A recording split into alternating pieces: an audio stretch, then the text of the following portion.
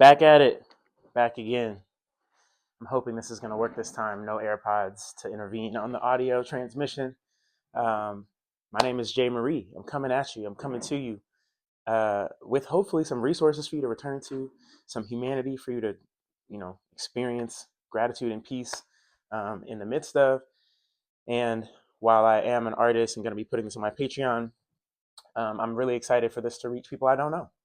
So I will locate myself in this conversation first, and then I'm going to add the calls to action on the front end so you can keep those in mind as you listen, and also I'll say them again at the end for those who make it through the whole thing. So just to introduce myself, my name is Jay Marie. I am an artist, an artist advocate, and just person. You know what I mean? Like I know these terms can kind of be utilized for all sorts of activities, but I'm just a person, and I'm excited to be a person who's been surrounded by other people and to use this space to attempt to close gaps that I feel between community spaces and regions that operate differently. So I'm going to primarily just use this as a way to get ideas out that I feel are a compilation of what people have shared with me, and me kind of identifying the missing links between communities that I feel a part of. I know I am a missing link. I know you are a missing link, in terms of the communities that you're a part of. And so I am looking forward to using this space. This is the first of 5 conversations I want to have. The first one here is about the landscape. And I'm coming to that conversation as somebody who's from California, from the Bay, but has been living in St. Louis for about 10 years. And it's very different. It's very different. So I'm looking forward to kind of using this space to parse those differences out, as well as to hopefully be a resource to folks who have either lived in either place at any point, or who just like hearing from me or want to hear from me more. I know I love a good one-on-one. I love a good conversation that's not just about heady things, but really is about our individual kind of lives and the meaning we're making in them. So I am going to use a few thoughts that have come to me as the construct of what we'll talk about. Just shared conversations have brought this to me with folks, and then I'm also going to use some ancestral texts. Some, I got Paul Robeson, bell hooks, and uh, Toni Morrison on deck today. And I think as we maneuver through them, we'll be able to consider how useful they'll be. That is also the face of Hadari Blue, who passed away last year, but is somebody that I really wanted to not only sit with their spirit as their ancestral kind of Spirit Ascension Day came up last week, but also really feel drawn and driven to their work that they accomplished in their 30 years. Yeah, giving thanks for Hadari and all other folks that are not walking among us, but whose spirits and contributions we still feel.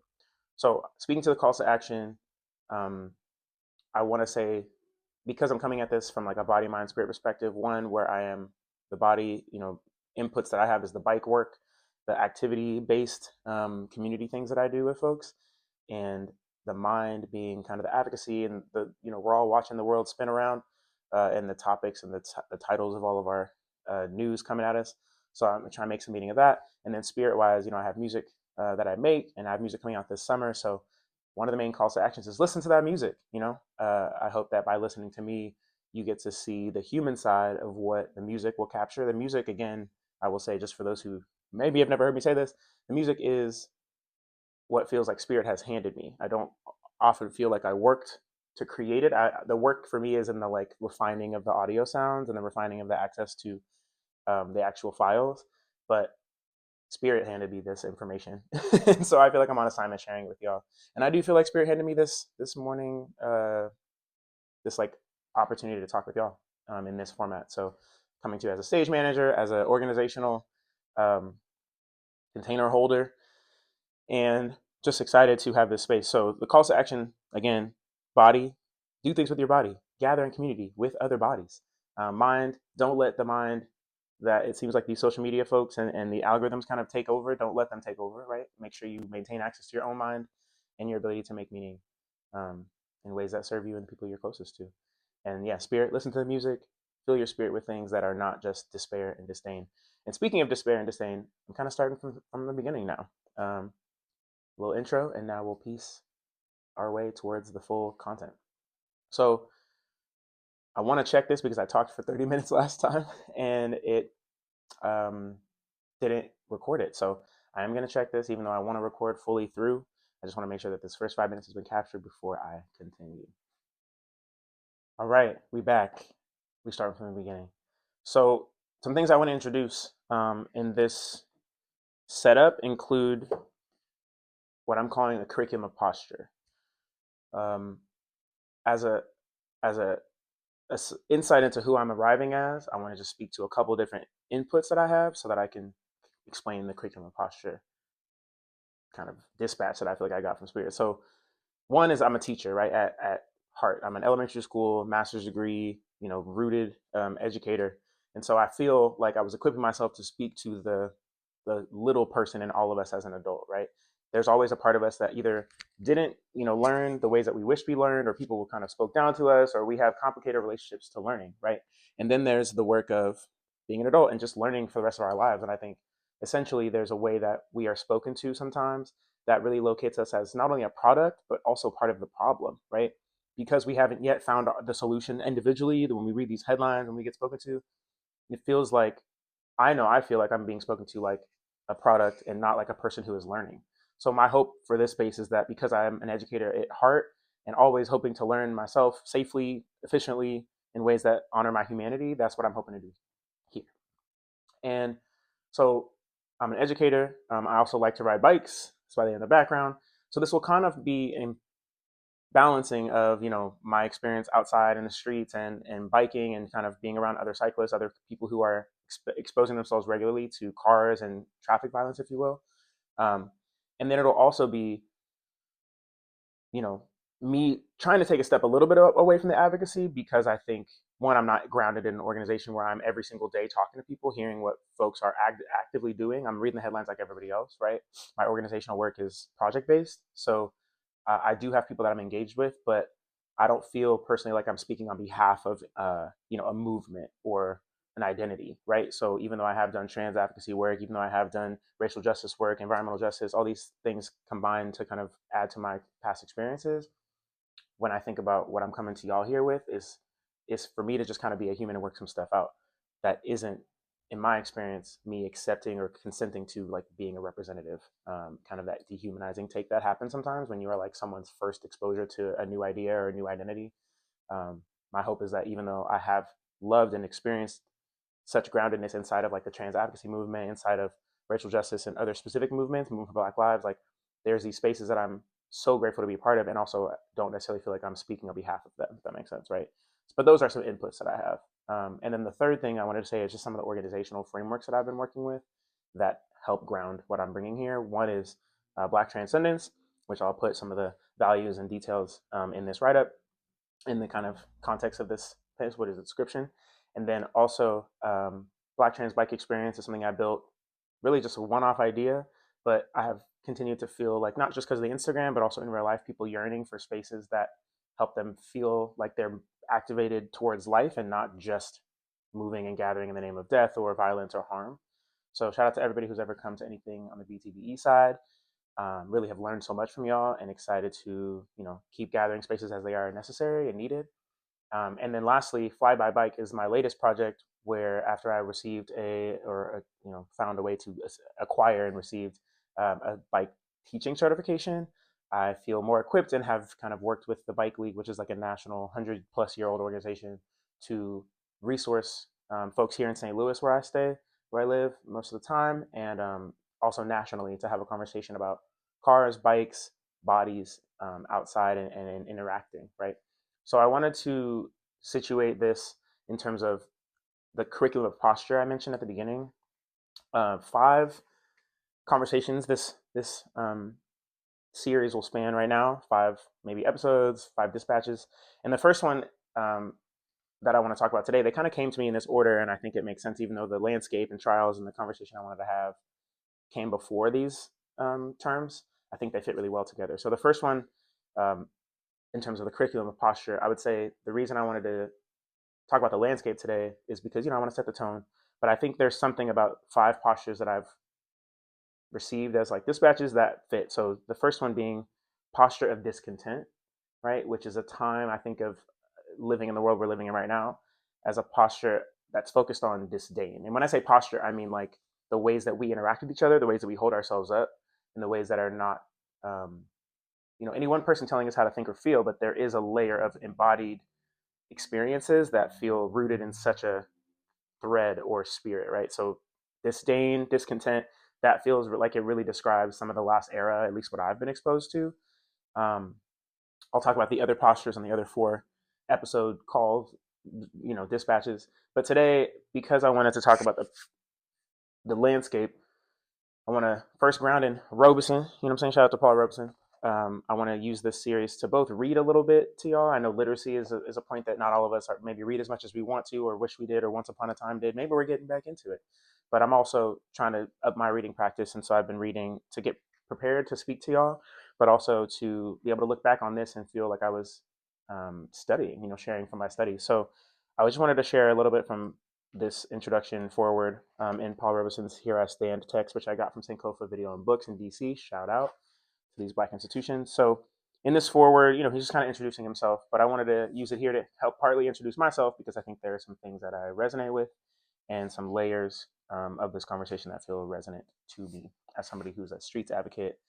Fly by Bike Ride School and Culture Club is for me an opportunity to teach people teach people the bikes and the skills that I've learned, but also to acknowledge that our culture is made up of how we interact with each other, and our culture is made up of the standards we hold together. So Robeson speaking to his return back to his Harlem community and um, just his ability to be grateful for America, even though he'd been living abroad for many years. I resonated with it, and I wanted to use it to start here.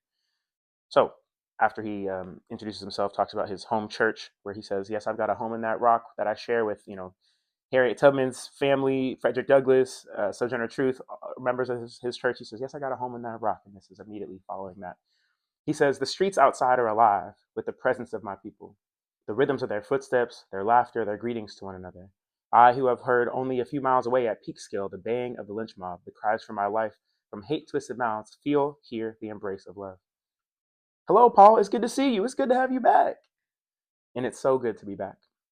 For this is my community. Every street and landmark around here is rich with memories of the good times and dreams of young manhood. Yes, here is my home ground. Here and in all the Negro communities throughout the land, here I stand." And this is such an important, amazing text, and I highly encourage y'all, lock it in with it. He talks directly after this about being an American, right? And sourcing W.B. Du Bois' reflections on, how America is made up of essentially our song, toil, and cheer as Black people, or as he says, Negro people. So I think in the same way, our song, our toil, our cheer kind of reflects to me that body, mind, spirit framework. So I wanted to just drop in with this. There's so much more here. And one last section I'll read is where he says, "I speak as an American Negro whose life is dedicated first and foremost to winning full freedom and nothing less than full freedom for my people in America. In these pages, I have discussed what this fight for Negro freedom means in the crisis of today, of how it represents the decisive front in the struggle for democracy in our country, of how it relates to the cause and peace of liberation throughout the world. In presenting my views on this subject, and in one way or another, all of America and much of the rest of the world is discussing it, I have sought to explain how I came to my viewpoint and to take the stand I have taken. As with other men, my views, my work, my life are all of one piece.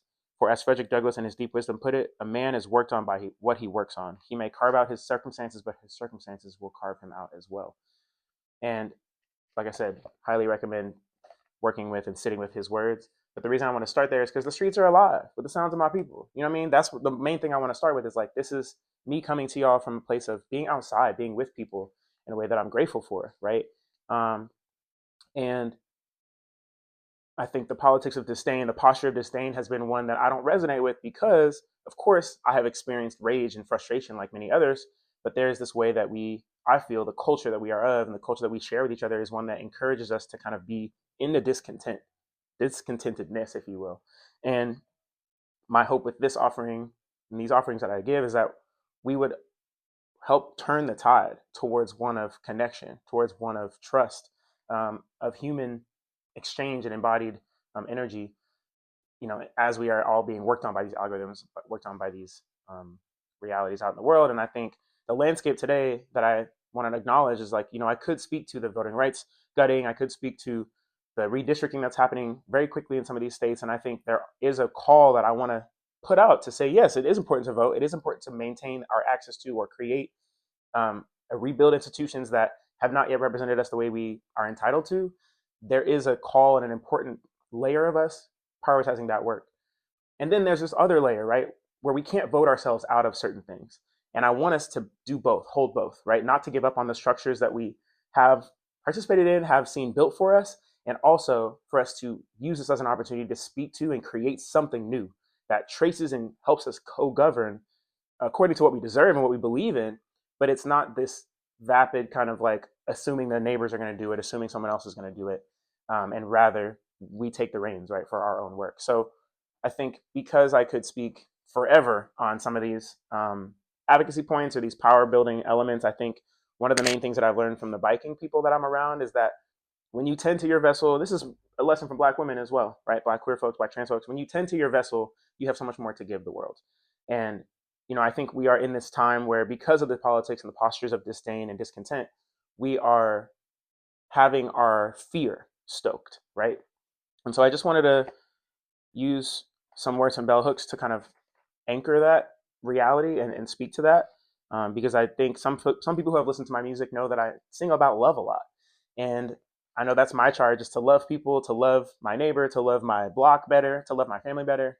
And I think bell hooks in this all about love text speaks really clearly to the struggle between love and fear. So I'm going to have this comment, share this quote, and then I'm going to close with some Toni Morrison elements, because I've really spoken to some of the landscape that I want to, and the landscape being how we see each other, how we see the sights of what's possible. So here's a little bit about fear and love before I kind of close with Toni Morrison. And my goal is to keep these under 25, 20, 30 minutes. So tap in, come back if you have to pause. And here is some elements from this chapter on values or living by a love ethic, here from Bell Hooks, fellow Stanford alumni. So she says, as we love, fear necessarily leaves.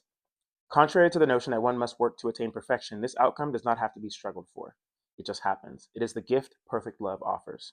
To receive the gift, we must first understand that there is, quote, there is no fear in love, but we do fear, and fear keeps us from trusting in love. This is the section I really wanted to focus on. She says, cultures of domination rely on the cultivation of fear as a way to ensure obedience. In our society, we make much of love and say little about fear. Yet we are all terribly afraid most of the time. As a culture, we are obsessed with the notion of safety, yet we do not question why we live in states of extreme anxiety and dread.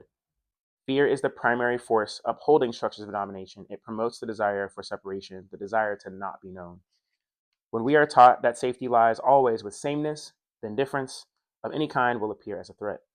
When we choose to love, we choose to move against fear, against alienation and separation. The choice to love is a choice to connect, to find ourselves in the other. There's so much more I want to read, but the last thing that I'll speak to is this final quote here, which she says, embracing a love ethic means that we utilize all dimensions of love: care, commitment, trust, responsibility, respect, and knowledge in our everyday lives. We can successfully do this only by cultivating awareness. Being aware enables us to critically examine our actions to see what is needed so that we can give care, be responsible, show respect, and indicate a willingness to learn. And again, that was page 93, 94 of my copy, and that values living by a love ethic chapter. And so I add that because in this algorithm-driven society element that we're dealing with, right, fear and the desire to not be known and even getting off social media and all these things, right, kind of fuel our lack of connection in some ways, even though many of us are replacing social media and these other inputs from the technology world with human interaction. I just wanted to highlight that, I think in this last 6 years of COVID, we have not had as many reps as we would have had, right, pre-2020, without a global pandemic interrupting our ability to connect to one another. So I just commend everyone who is doing that human-to-human work, wherever you are, adding more and more human energy to your world. And when it comes to awareness, I think, speaking as a bicycling person, as an outdoors person, I'm indicting myself and also just encouraging us to be as present as possible in the world that we are moving through. I know our phones and other devices in our cars can make it so that we have all this information and all these things that kind of get done for us. but I just really want to encourage y'all to keep rooting into your human, keep prioritizing the human interactions and the possibility and potential of human interactions among you. So giving thanks again to Hadari and all spirits whose work we feel of and impacted by. As I come to this closure point of this first element of the landscape, again, I haven't spoken to some of the advocacy pieces that I could, and I think I will, because the next dispatch will be about the trials, and I'll say there are things that I think we've done that have worked, the trials, right, the attempts at things, and the things that we've been through. And then I want to speak there, towards the work of like the other postures that I have in mind, as well as the work of replacing these postures and with new postures, with new curriculum points. As I close, the landscape things that I do want to honor and recognize is that there are people who are actively, specifically trans folks, of course, Black folks, people who just don't have access to some of the same funds as other people, being limited in their ability to move, right? And I think as we create our new culture, our new priorities, because we are moving out of an era where, the technology has been the priority, and obviously money and economics through a capitalist lens has been the priority, and many of us are moving differently these days. So while we are in this transformative stage where we get to think of things newly, or we get to apply new skills that we've learned maybe in this era of being in the house more since 2020, many of us have come outside again already, but some of us are never going to do what we were doing back before 2020, right? So as we kind of keep participating in the world under the regime that we're living under, this work of prioritizing the human, this work of gathering and acknowledging where humans are being limited by some of the political and federal choices and executive orders, these things that really don't feel real, but are paperwork that has been cast so that we can see that this is what they tried to build. I think as we build our own opportunities to see each other win, right? Instead of being so surprised at someone else's plan that we don't like, my hope is that we are able to create documents, create elements of our agreements that are written down that are less about disdain and discontent about someone else's ideas and more about choice and choicefulness around the things that we want for each other. Of course, I can't say this without speaking to the Mamdani administration in New York and some of the other leaders around the country who are showing people it's okay to desire, it's okay to yearn, it's okay to build towards what we want, and not only speak to the discontent and the disdain, the things we feel disdain about. So I'm gonna, wrap this up here with some comments from Miss Toni Morrison, who I think, as always, speaks so distinctly and clearly to some of the things we're feeling. So this point here is taken from her, I believe it's a speech to an organization called Art Table. She entitled it in this text, The Habit of Art. And I just wanted to use a portion of her closing comments here. So, of course, there's so much that I can't get at, but just to contextualize it, she's closing her comments out, and I'm pulling from these last words here in this last page, 56.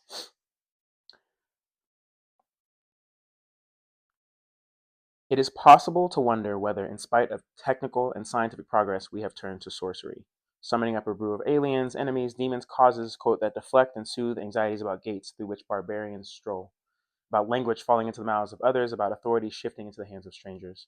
Civilization in paralyzing violence, then grinding to a halt. Don't misunderstand me. There is real danger in the world, and that is precisely why a correction is in order. New curricula containing some meaningful visionary thinking about the life of the moral mind and a free and flourishing spirit can operate in a context increasingly dangerous to its health. But if scientific language is about longer individual life in exchange for an ethical one, if political agenda is the xenophobic protection of a few of our families against the catastrophic others, if secular language bridles in fear of the sacred, if the future of knowledge is not wisdom, but, quote, upgrade, where might we look for humanity's own future? Isn't it reasonable to assume that projecting earthly human life into the future may not be the disaster movie we are constantly invited to enjoy, but a reconfiguration of what we are here for? To lessen suffering, to know the truth and tell it, to raise the bar of humane expectation. This last portion, she says, one of my students gave me a painting, a collage sort of, printed, cut, and pasted. Within it were these lines. No one told me it was like this. It's only matter, shot through with pure imagination.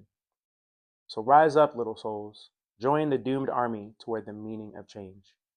Fight, fight, wage the unwinnable. Let's get to it, gang. Much love.